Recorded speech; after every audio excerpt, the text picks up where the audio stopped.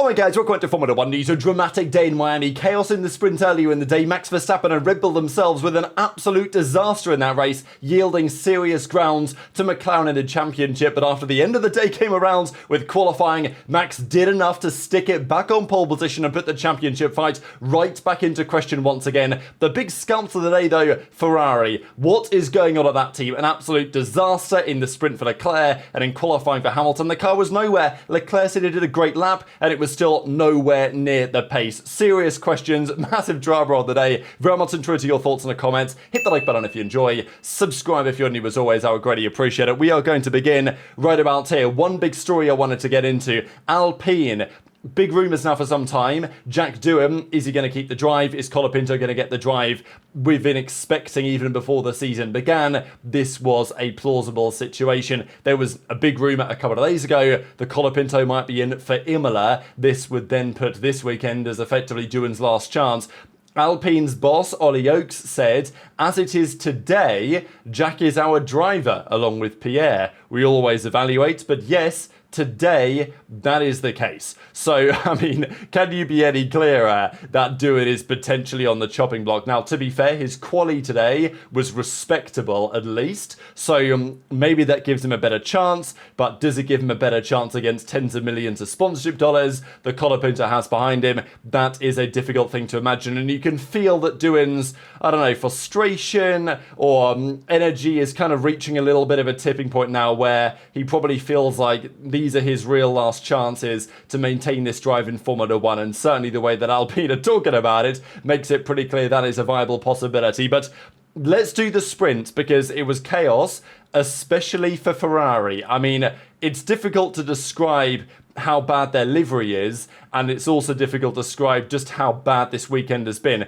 I mean, look, somehow Hamilton got a podium in the sprint. We'll get to that in a second, but in terms of pace of the car, an absolute shambles. This was the first thing. So here we are on the reconnaissance lap during the sprint.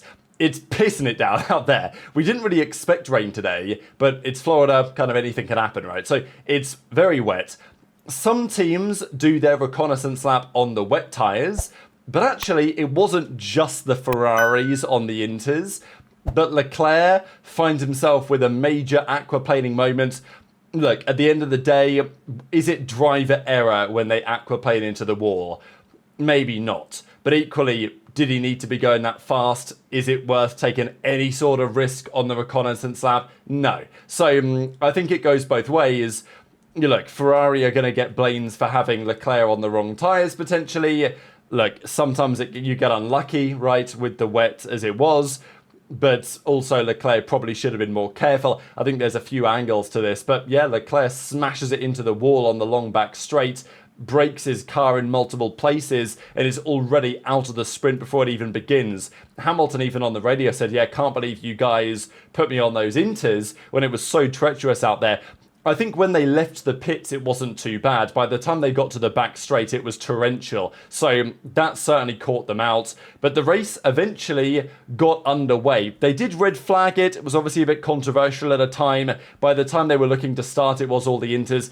Like, again, it's the classic debate here, really, where the wet tyres are useless because they may be the fastest in certain wet conditions, but if it's wet enough that the wet is the fastest tyre, it's too bad visibility to even see. So that's effectively what we had. They delayed the start, wasn't the end of the world, and at least we got a standing start out of it as well. And this is what happened. So again, the first big controversial moment here really was what we might start to call the Piastri special here into turn one. So Piastri starts second, gets a better launch than Antonelli, certainly into the second phase, never overtakes him, but certainly gets right alongside. As they break into the corner, it's exactly what's happened in Jeddah, and by the regulations, this is totally fair, and to be honest, I think this probably should be totally fair, what he does to Antonelli here. The drivers will probably agree with that. Some people won't. I mean, George Russell made it pretty clear the other day that as far as he's concerned, this type of racing has been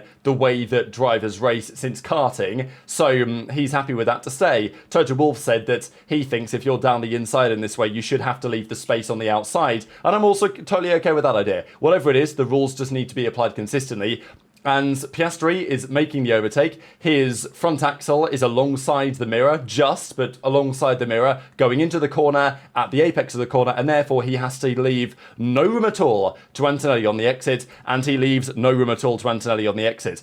To be fair, Kimi was going off the track anyway, right? He wasn't keeping it on track. And I do think that Antonelli, as unfortunate as this start was, in hindsight, he probably will learn to say, okay, in that position, Piastri had the inside line. It was going to be almost impossible for Antonelli to try and hold on to the position. You never want to yield the lead in turn one, your first time on pole.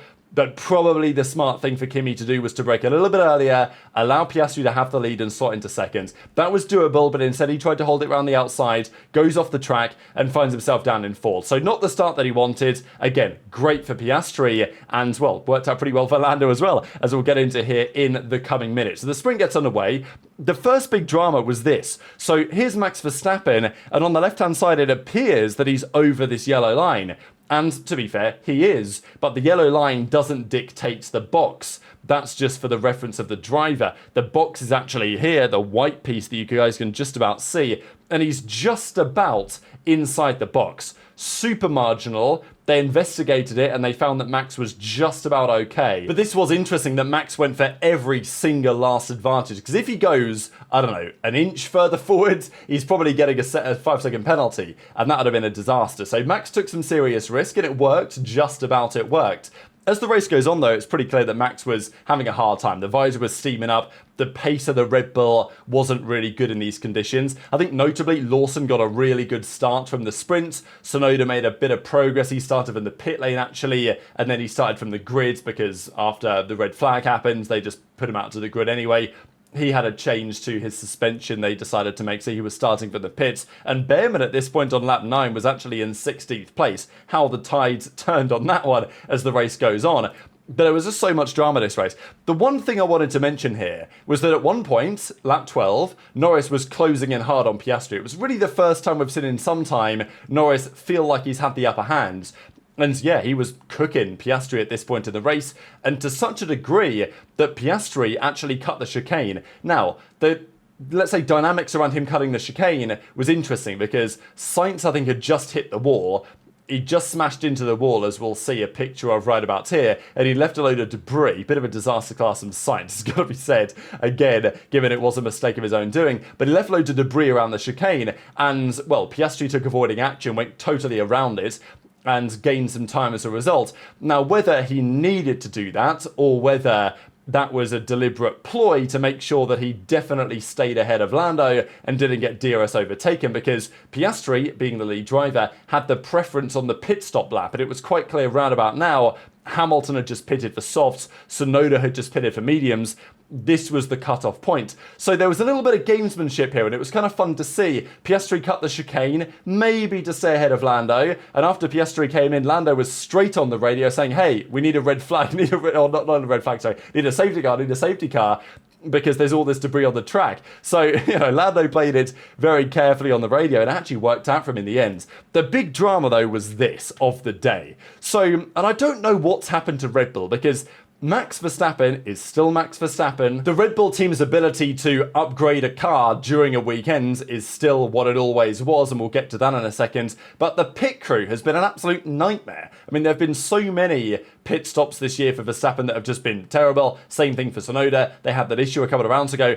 And this was just a pure error from the mechanics here, because Verstappen does his pit stop, Antonelli comes steaming in, and for some reason the front jackman or whoever turns the lights out was like, yep, that seems good to me. Verstappen goes, and Antonelli turns in right there. I mean, this wasn't even close. This was just as unsafe as it possibly gets. You don't usually see it this bad, to be honest. And, I mean, Antonelli did a great job avoiding, the situation here, because they made contact, destroyed Verstappen's front wing. But if Antonelli commits there, he's getting clipped by Max, and he is spinning sideways into about 10 mechanics, right? Like, it could have been a really bad one. So, yeah, I think probably a big fine's going Red Bull's way. I don't know, because Antonelli, good reactions to get out of it. And unfortunately for Kimi, that meant that he effectively had to serve a drive-through penalty, because he couldn't pit, right? So he was just stuck driving through the pit lane. Max destroyed his front wing, but yeah, it was fascinating even outside of that. So Hamilton was going to box. Ferrari tried to put him on mediums, which, look, I think when Tsunoda pitted with about, I don't know, 10 laps-ish, or maybe, I think it was only, 6 or 7 laps ago, I get the medium tyres there, maybe with 8 laps left, but with 5 or 6 laps left, you've got to think soft tyres the way to go, because in those wet conditions, the soft's delta compared to the medium is even greater than normal. So Hamilton says, no guys, it's the soft tyre for me. He made the call. That's the tyre they gave him. And it worked out pretty spectacularly. Max, of course, had front wing damage, but Hamilton overtook him within a couple of laps. And it was actually a mega strategy from, Hamilton and Ferrari. But I'd stop short of calling it some sort of strategic masterclass, because the reality is Hamilton had to box. His tyres were absolutely cooked. Like, his inters were not staying alive. He was slower than Albon during the stint. So really, Hamilton was like, well, I'm either just going to sit here and try and hold Albon behind for the next few laps, or I'm just going to take the gamble. So look, it was a good gamble, good strategy, and he took the risk and it paid off with some serious rewards. But it fundamentally stems from the fact that the Ferrari is not a good car, and that is a consistent trend throughout the day. But it was absolute chaos at this point in the race. This then was another big one. I couldn't believe my eyes when I see Alonso and Lawson beefing it up again. I don't know what the hell Lawson was thinking here, man. I'm not going to lie. He's putting himself under a lot of pressure right now, because he's not only not very quick, but he's also just binning it every Grand Prix. Like, he has so many penalty points already, and he's only done 6 rounds. Like, he's got loads of warnings and penalty points and everything. I don't know what he's thinking here.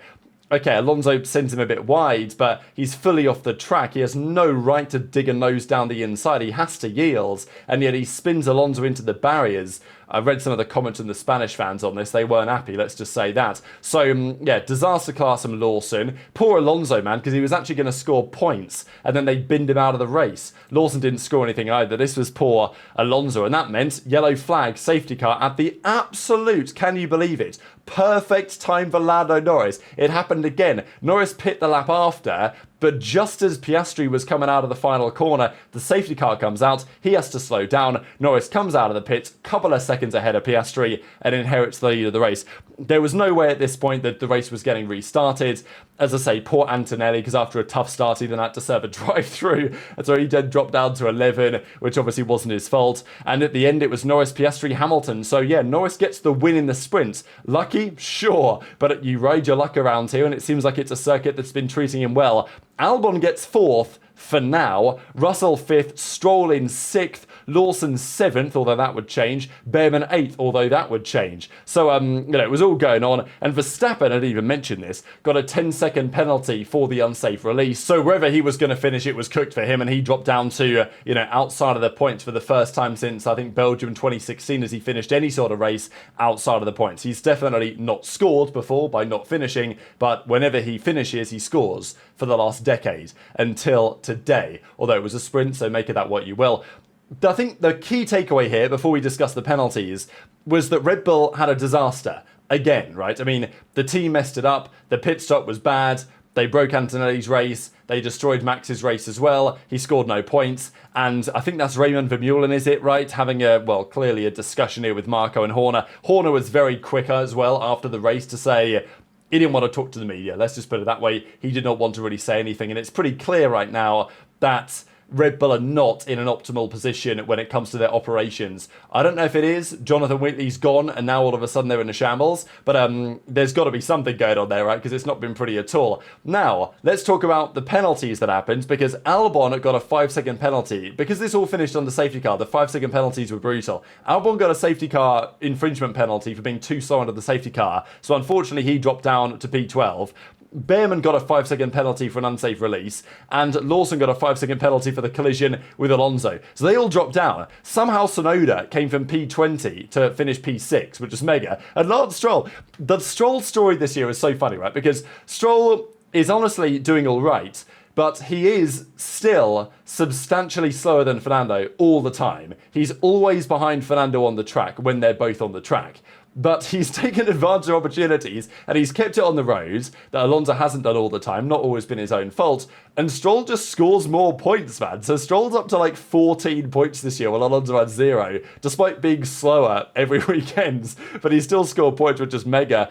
Antonelli gets a couple of points as well after a disaster. Russell ends up 4th. Verstappen scores 0. That's a big 8-point swing to Norris and Piastri, 8-7 in the championship. So to keep the battle interesting, Max had to deliver in the second part of the day when the qualifying session began, and that's exactly what he did. I think the first takeaway from the very first laps here of the second qualifying, though, is that while the Ferrari wasn't very good in sprint quali the day before, it was at least 3 to 5 tenths off the pace. Clearly, Ferrari, after the sprints, made some changes, and they've managed to make their car worse again. So the first few laps came through. Immediately, the Ferrari seemed like they were pretty much nowhere. And at the end of Q1, Max was P1 from Norris, from Piastri, from Russell. Albon and Sainz were right up there. Hamilton was P8, but had to burn a couple of sets of tyres. Tsunoda made it through. Doohan did a great job. I think that was an important lap for Doohan, with the pressure that he's been under, to at least get through to Q2, out-qualify Gasly. That was definitely important, right? Behrman ends up last again. Ocon actually did a really good job to make it through today, as did Bortoleto, to be fair. So some drivers that were standing out. Again, Hadjar was impressive, I would say. Q2 gets underway, and as the first laps come through, Piastri does a banger lap time. Now, just keep this number in mind, a 1:26.269 in the second part of qualifying, right at the start of quali. If he replicates that lap, we have a very different Q3 session, but he wasn't able to do so. And pretty much the first time this year we've really seen Piastri, fail to execute with the pressure really on. And we'll see the repercussions of that here in a second. But yeah, I mean, look, Leclerc 0.7 off, Hamilton 0.7 off. I think that was Leclerc getting a nice slipstream as well. That time probably wasn't going to be good enough for Lewis either, and that it was not. And this was probably the most damning assessment really of the day, is that Charles Leclerc was out there saying, I just nails that lap. That was a mega lap. And yet he's saying, I can't go quicker than this, guys. It's not like there's more time in the car. Like, this is what we have. We're 6 tenths off on pure merit. And even after the session, Charles came out and said, yeah, we're behind the Williams. And that's not a mistake, not on our part, like not on my part anyway. It's on merit. I was lucky to make it to Q3, and Hamilton didn't, right? I mean, Hamilton was on a solid lap, and then he messed up the final corner because he locked up, but it's not, I mean, look, you can blame Hamilton, say, oh, wow, like obviously he's washed up or whatever, right? People say, but he was half a tenth off Leclerc in that qualifying, and again, he, made a mistake in the final corner, but lots of drivers made that mistake, so did Leclerc, right? And Leclerc made it even worse going forward. It seems the Ferrari is just super prone to that type of issue. So, I mean, look, if Hamilton was out in P12 and his teammate was second or third, then absolutely it's a conversation. But right now, this is not a conversation about Lewis Hamilton. This is a conversation about Scuderia Ferrari and what the hell is going on there, because they have their CEO over there, and clearly, Vassera's got to be under some pressure with the way that things have gone so far, because these excuses of Ferrari to say, oh no, we're getting there, right? We're just going to unlock that performance. We're going to save the upgrades until this race, because once we get the balance unlocked, we're going to be back to form. That does not seem like it's viable right now. I mean, getting out qualified by a Haas, getting out qualified by a Racing Bull, and by both Williams is just absolutely unforgivable. Q3 gets underway. Max puts in a 1:26.4. Lando and Piastri are right there, but those were not going to be good enough times to stick it on pole. The time that was good enough to stick it on pole was, again, Max Verstappen. For those that tuned in earlier today to the pre-show that I did, I called it again. I said Max was going to get pole. That's what he did. Didn't call that he wasn't going to score in the sprint with all the drama, but I did call a Max Verstappen pole. He's done it again. I will say, that Red Bull in the high-speed corners is absolutely mighty. Like, I don't really want to hear this talk of, oh, the Red Bull is the 4th fastest car or something. Like, it's not the 4th fastest car. That Red Bull is quick. And I think to some degree, Yuki didn't have a great Q3 today, for sure, but he also doesn't have the full upgrade. And I know that Max is working miracles to some degree, but man, that Red Bull is nice at circuit and track conditions that suit it. I'm not saying Miami is a perfect track for it, and Max did a phenomenal job getting enough time out of that car in the middle sector. But in the first sector, I don't think there's any car that can match them in the high speed. It was the same in Jeddah, and it's the same here again now. Lando put in a 1:26. 2:69, which if you remember was exactly the same time that we just looked at with Oscar Piastri earlier. But Piastri could not replicate that time, and it was actually Antonelli who, I mean, look, I didn't expect him to get pole again, but the fact that he was within 7/100ths of pole and Russell was actually a couple of tenths away was honestly stunning. Like, honestly stunning again from Antonelli to somehow put a lap together here that was nearly could have been good enough. And that relegated Piastri down to 4th. Leclerc could do no better than about 6 tenths off the pace. Then it was Ocon who did a great job in the Haas. Then it was Tsunoda. But yeah, Sainz and Albon out qualifying the Ferrari, an absolutely miserable day. And Leclerc was on the radio saying, I've got no idea what's going on. That was a good lap. I just don't get it. What a day. Huge drama as ever. What's going to happen tomorrow? We will see in due course. Very much into your thoughts in the comments. Hit the like button if you enjoyed. Subscribe if you're new. Take care. And I'll see you next time.